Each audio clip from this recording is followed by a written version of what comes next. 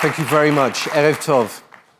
So, how do we tell the story of what occurred in Israel 2014, this past summer? How do we deal with the so-called matzav? How do we deal with the so-called conflict? I want to share with you one vignette. A camp in the Boston area, Friday morning, July the 25th. The staff, made up of both Israelis and North Americans, begin their activity with something like this. About now in Israel is a few hours before Shabbat. Yet, nonetheless, thousands of people are still traveling south to deliver food, clothes, packages to soldiers on the border, some of whom are going into Gaza, some of whom have come out. We too, in preparation for our Shabbat, are going to write letters, we're going to prepare some packages, and they will be sent to Israel next week. There's something beautifully profound, I think, in that example. It has simplicity, but is by no means simplistic.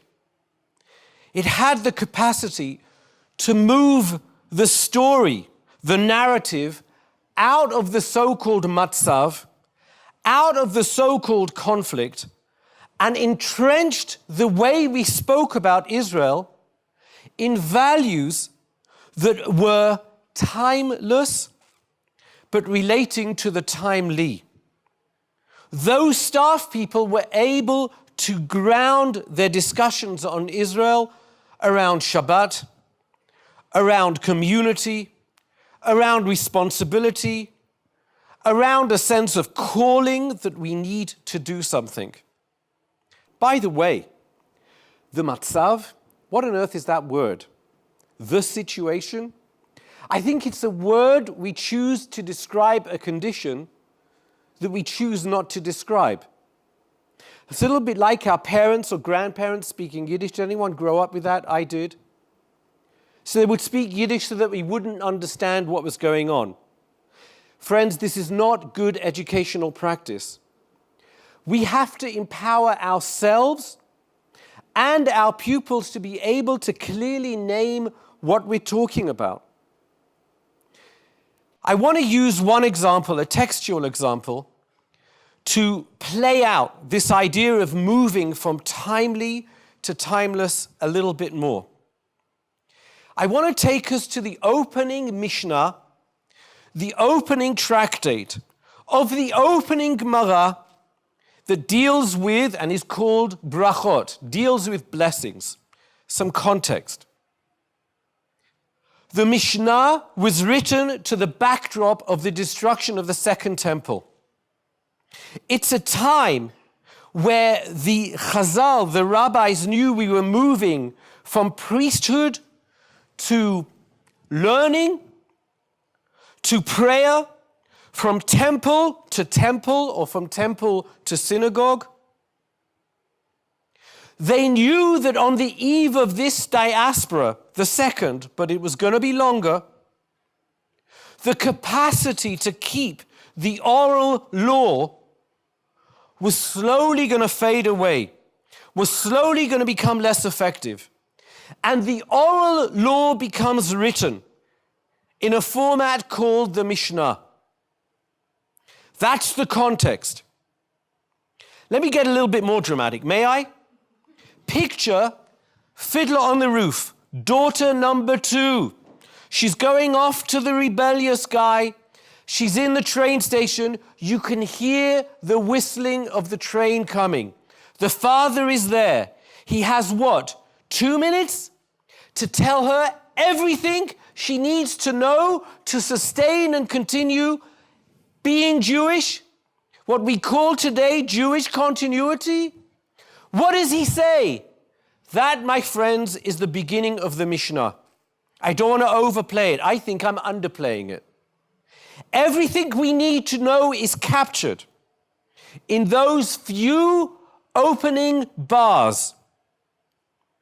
And I want to go even further and suggest that the way we open a Mishnah, The opening bars of the Mishnah, a little bit like the opening bars of a symphony, will tell us everything we need to know. It encapsulates it all.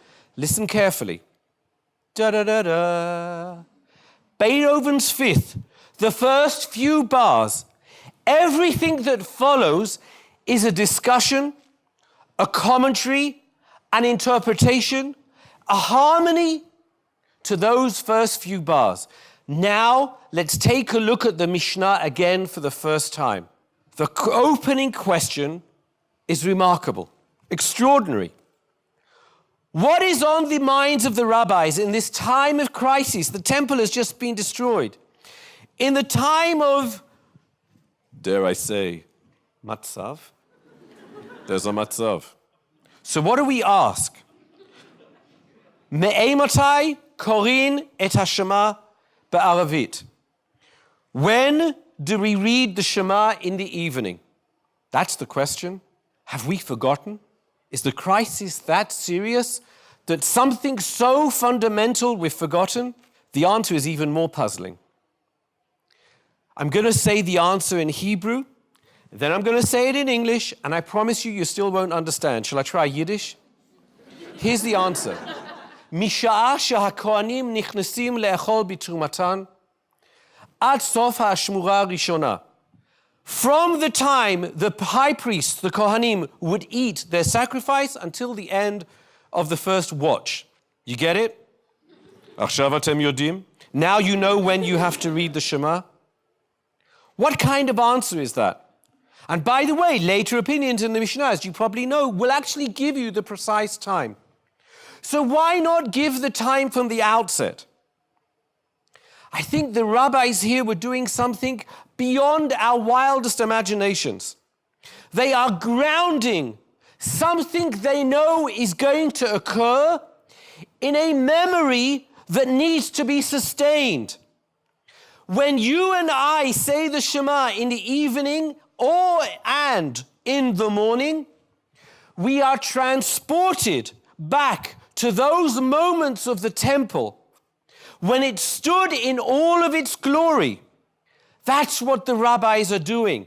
They are moving the timely, the time we need to say the Shema, to becoming timeless, to the values and memories that we need to latch on and entrench these concepts of the Shema. I have your attention. So I'm going to try one more. Little interpretation of the Mishnah. This is a little bit more wild, but I want you to, again, look carefully, listen carefully. Da-da-da-da, me'ei matai. Maybe the nigun was doing the rounds before Beethoven. Who knows? But within the word me'ei matai, within the word when, aleph, mem, taf. Do you see it? The truth. If you'll indulge this interpretation, may we suggest that the Mishnah isn't asking a question at all, but is actually making a bold statement. It is saying the following: the truth, the emet, the enduring understanding of saying the Shema is the following. Could you imagine if we create a Daf Talmud, a Talmudic page that relates to Israel education in that manner? It might look or sound something like this. Me'ei matai mitaskim b'Yisrael. When do we engage? When, not if. When do we engage with Israel? Matai mitaskim b'Yisrael. If you hear the music really well, you may hear beyond mitaskim the word la'asok. La'asok b'divrei Torah, a blessing we make first thing in the morning. To become engaged or engrossed. Engrossed, I think, is so much better. Totally in the milieu of the Torah. That's the bracha, that's the blessing we wish for, that's the blessing we give to others as we deal with Israel education. That must be how we ground the timely into the timeless. I want to take you to another, what I believe is a commanding and romantic image that perhaps the rabbis were so missing when they wrote that first Mishnah of Brachot. The image is that of cheruvim, the cherubs, that were placed on top of a box, an ark, that contained the Luchot HaBrit, the tablets broken, that we received on Sinai. That box, in the glorious days of the temple, sat in the Holy of Holies. But the images are quite remarkable. The images of angelic, childlike faces. The children become angelic because of their faces. They don't need the wings. Nonetheless, we give them wings. Why do we have the audacity and ability and capacity to give them wings? Because we have rooted them in the Torah. We have rooted them in values. We've entrenched them in a capacity to understand the timely through the timeless. That's the gift of the cheruvim. That's the image we need to bear in mind as educators. Have the audacity to give our pupils, our children, our colleagues, the wings to gain that perspective.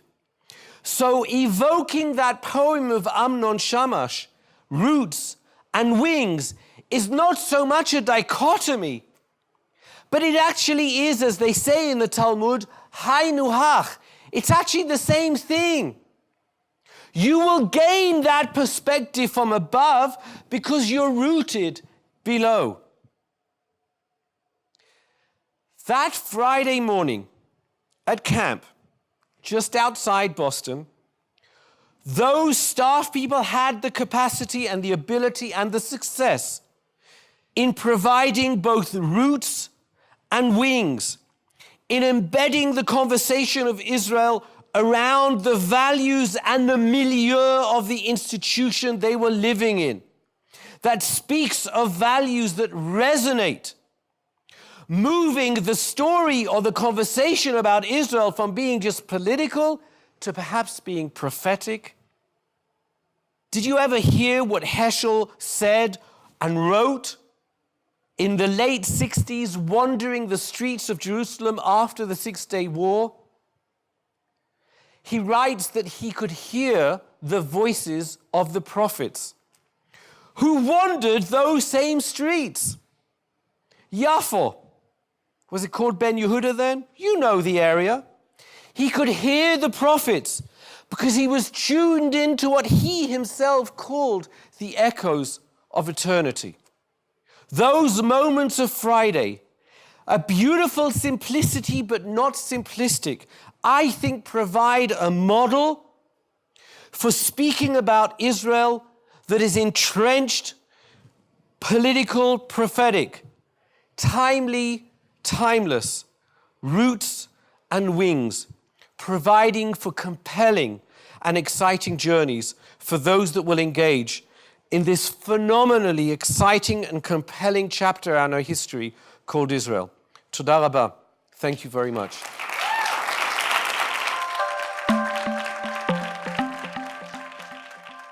Thanks for watching Eli Talks. Click through or subscribe to the Eli Talks channel for more inspired Jewish ideas.